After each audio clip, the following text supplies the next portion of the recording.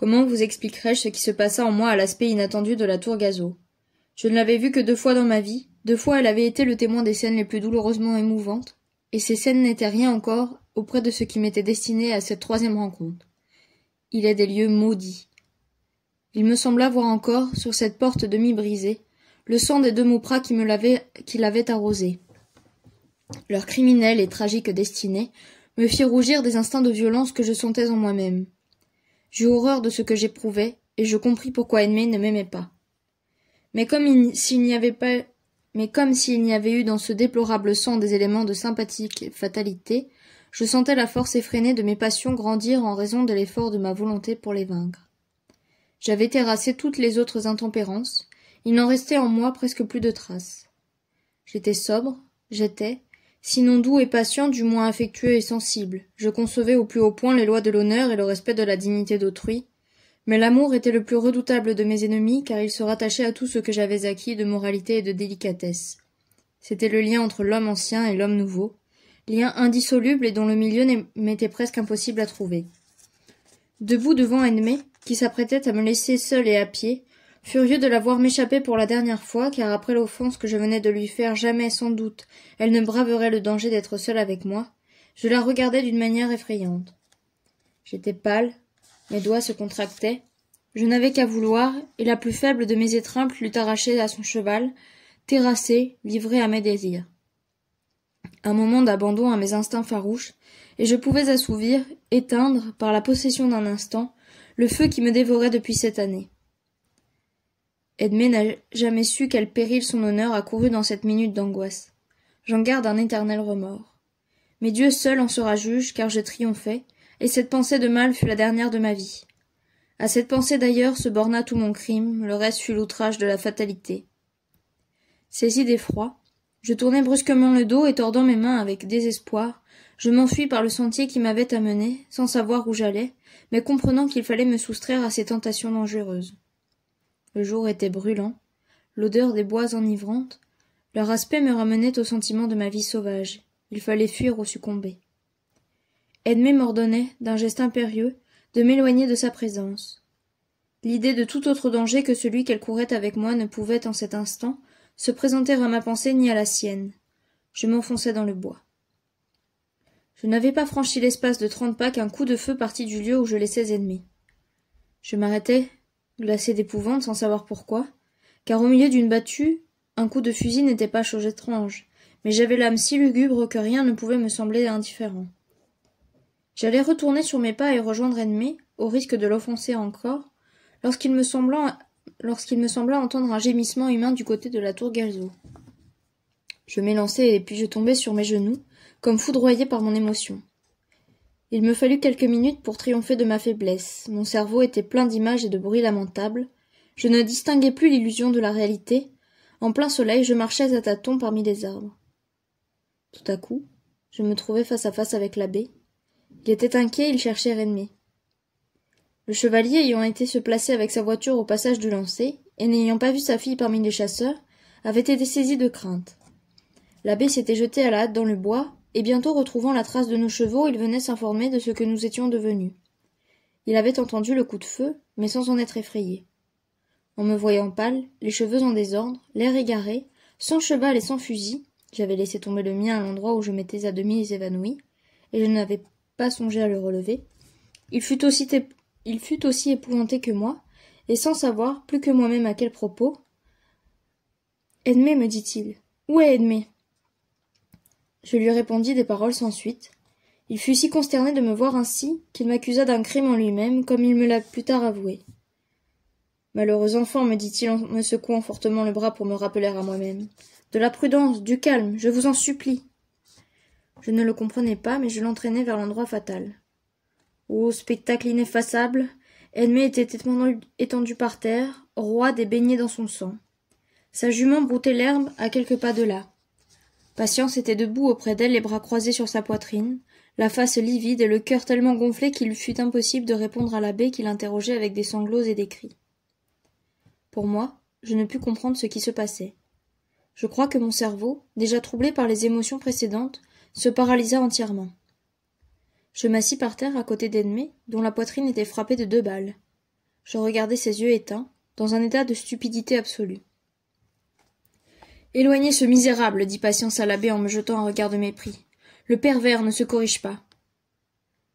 Edmé, Edmé, s'écria l'abbé en se jetant sur l'herbe, et en s'efforçant d'étancher le sang avec son mouchoir. Morte, morte, dit Patience, et voilà le meurtrier. Elle l'a dit en rendant à Dieu son âme sainte, et c'est Patience qui sera le vengeur. C'est bien dur, mais ce sera. Dieu l'a voulu, puisque je me suis retrouvé là pour entendre la vérité. C'est horrible, criait l'abbé. J'entendais le son de cette dernière syllabe et je souriais d'un air égaré en la répétant comme un écho. Des chasseurs accoururent. Edmé fut emporté. Je crois que son père m'apparut debout et marchant.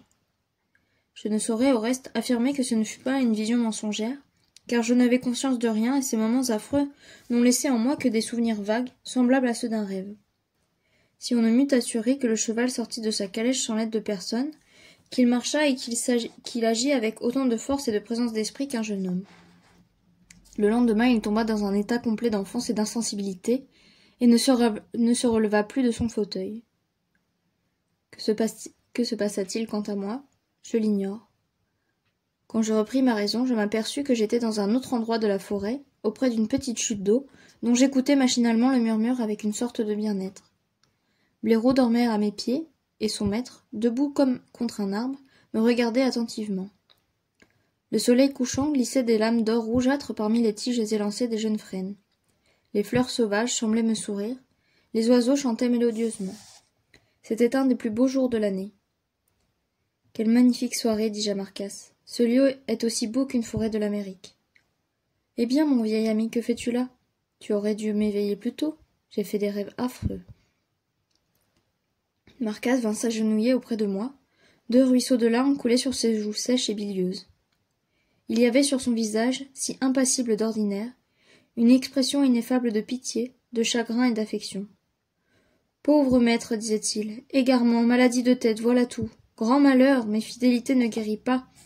Éternellement avec vous quand il faudra mourir avec vous. » Ces larmes et ces paroles me remplirent de tristesse. Mais c'était le résultat d'un instinct sympathique, aidé encore de l'affaiblissement de mes organes, car je ne me rappelais de rien. Je me jetai dans ses bras en pleurant, comme lui, et il me tint serré contre sa poitrine avec une effusion vraiment paternelle.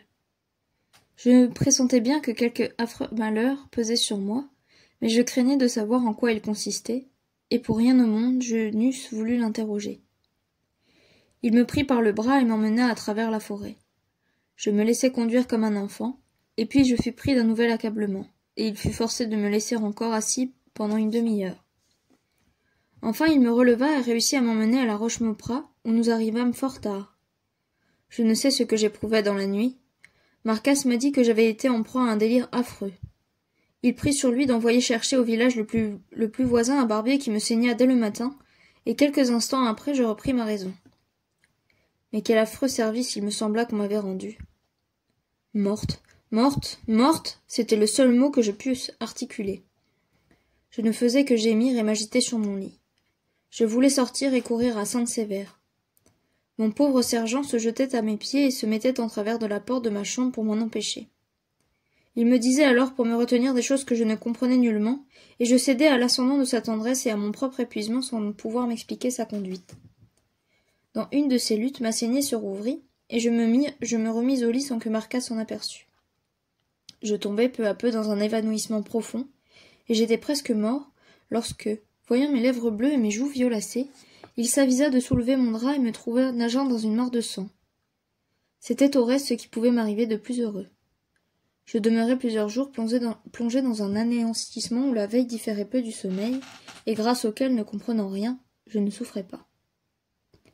Un matin, ayant réussi à me faire prendre quelques aliments et voyant qu'avec la force, la tristesse et l'inquiétude me revenaient, il m'annonça avec une joie naïve et tendre qu'Edmé n'était pas morte et qu'on ne désespérait pas de la sauver. Ce fut pour moi un coup de foudre, car j'en étais encore à croire que cette affreuse aventure était l'ouvrage de mon délire. Je me mis à crier et à me tordre les bras d'une manière effrayante. Marcasse, à genoux près de mon lit, me suppliait de me calmer, et 20 fois il me répéta ces paroles qui me faisaient toujours l'effet des mots dépourvus de sens qu'on entend dans les rêves. « Vous ne l'avez pas fait exprès, je le sais bien, moi. Non, vous ne l'avez pas fait exprès. C'est un malheur, un fusil qui part dans la main, par hasard. Allons, que veux-tu dire? M'écriai-je impatienté. Quel fusil? Quel hasard? Pourquoi moi? Ne savez-vous donc pas comment elle a été frappée, maître? Je passai mes mains sur ma tête, comme pour y ramener l'énergie de la vie, et ne pouvant m'expliquer l'événement mystérieux qui en brisait tous les ressorts, je me crus fou, et je restai muet, consterné, craignant de laisser m'échapper une parole qui pût faire constater la perte de mes facultés. Enfin, peu à peu, je ressaisis mes souvenirs. Je demandai du vin pour me fortifier, et à peine en eus-je bu quelques gouttes que toutes les scènes de la fatale journée se déroulèrent comme par magie devant moi. Je me souvins même des paroles que j'avais entendues prononcer à Patience aussitôt après l'événement. Elles étaient comme gravées dans cette partie de la mémoire qui garde le son des mots, alors même que sommeille celle qui sert à en pénétrer le sens. Un instant encore je fus incertain. Je me demandais si mon fusil était parti entre mes mains au moment où je quittais Edmé. Je me rappelais clairement que je l'avais déchargé 1 heure auparavant sur une huppe dont Edmé avait envie de voir de près le plumage. Et puis, lorsque le coup qui l'avait frappé s'était fait entendre, mon fusil était dans mes mains, et je ne l'avais jeté par terre que quelques instants après. Ce ne pouvait donc être cette arme qui fut partie en tombant. D'ailleurs, j'étais beaucoup trop loin d'Edmé dans ce moment pour que, même en supposant une fatalité incroyable, le coup l'atteignît. Enfin, je n'avais pas eu de la journée une seule balle sur moi, et il était impossible que mon fusil se trouvât chargé à mon insu, puisque je ne l'avais pas ôté de la bandoulière depuis que j'avais tué la huppe. Bien sûr donc que je n'étais pas la cause de l'accident funeste. Il me restait à trouver une explication à cette catastrophe foudroyante. Elle m'embarrassa moins que personne. Je pensais qu'un tirailleur maladroit avait pris, à travers les branches, le cheval d'Elmé pour une bête fauve, et je ne songeais pas à accuser qui que ce fût d'assassinat volontaire. Seulement je compris que j'étais accusé moi-même. J'arrachai la vérité à Marcasse. Il m'apprit que le chevalier et toutes les personnes qui faisaient partie de la chasse avaient attribué ce malheur à un accident fortuit, à une arme qui s'était, à mon grand désespoir, déchargée lorsque mon cheval m'avait renversé, car on pensait que j'avais été jeté par terre. Telle était à peu près l'opinion que chacun émettait. Dans les rares paroles qu'Edmé pouvait prononcer, elle répondait affirmativement à ces commentaires. Une seule personne m'accusait, c'était Patience. Mais il m'accusait en secret et sous le sceau du serment auprès de ses 2 amis, Marcasse et l'abbé Aubert. Je n'ai pas besoin, ajouta Marcasse, de vous dire que l'abbé garde un silence absolu et se refuse à vous croire coupable. Quant à moi, je puis vous jurer que jamais... Tais-toi, lui dis-je, ne me dis même pas cela. Ce serait supposer que quelqu'un sur la terre peut le croire. Mais Edmé a dit quelque chose d'inouï à Patience au moment où elle a expiré. Car elle est morte, tu veux en vain m'abuser. Elle est morte, je ne la verrai plus. Elle n'est pas morte, s'écria Marcasse. Il me fit des serments qui me convainquirent, car je savais qu'il eût fait des vains efforts pour mentir, tout son être se fût mis en révolte contre ses charitables intentions.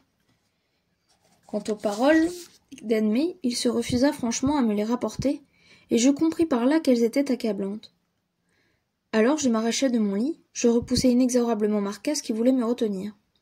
Je fis jeter une couverture sur le cheval du métayer et je partis au grand galop. J'avais l'air d'un spectre quand j'arrivai au château. Je me traînai jusqu'au salon sans rencontrer personne que Saint-Jean, qui fit un cri de terreur en m'apercevant et qui disparut sans répondre à mes questions. Le salon était vide. Le métier d'Edmé, enseveli sous la toile verte que sa main ne devait peut-être plus soulever, me fit l'effet d'une bière sous un linceul. Le grand fauteuil de mon oncle n'était plus dans le coin de la cheminée. Mon portrait, que j'avais fait faire à Philadelphie et que j'avais envoyé pendant la guerre d'Amérique, avait été enlevé de la muraille. C'étaient des indices de mort et de malédiction. Je sortis à la hâte de cette pièce et je montai l'escalier avec la hardiesse que donne l'innocence, mais avec le désespoir dans l'âme. J'allai droit à la chambre d'Edmé, et je tournai la clé aussitôt après avoir frappé. Mademoiselle Leblanc vint à ma rencontre, fit de grands cris et s'enfuit en cachant son visage dans ses mains, comme si elle eût vu paraître une bête féroce. Qui donc avait pu répandre d'affreux soupçons sur moi? L'abbé avait-il été assez peu loyal pour le faire? Je sus plus tard qu'Edmé, quoique ferme et généreuse dans ses instants lucides, m'avait accusé tout haut dans le délire. Je m'approchai de son lit, et en proie moi-même au délire, sans songer que mon aspect inattendu pouvait lui porter le coup de la mort, j'écartai les rideaux d'une main avide et je regardai Edmé. Jamais je n'ai vu une beauté plus surprenante. Ses grands yeux noirs avaient grandi encore de moitié et brillaient d'un éclat extraordinaire, quoique sans expression, comme des diamants. Ses joues tendues et décolorées, ses lèvres aussi blanches que ses joues, lui donnait l'aspect d'une belle tête de marbre. Elle me regarda fixement, avec aussi peu d'émotion que si elle eût regardé un tableau ou un meuble. Et retournant un peu sur son visage vers la muraille, elle dit avec un sourire mystérieux: « C'est la fleur qu'on appelle Edmea sylvestris. » Je tombai à genoux, je pris sa main, je la couvris de baisers, j'éclatai en sanglots. Elle ne s'aperçut de rien. Sa main immobile et glacée resta dans la mienne comme un morceau d'albâtre.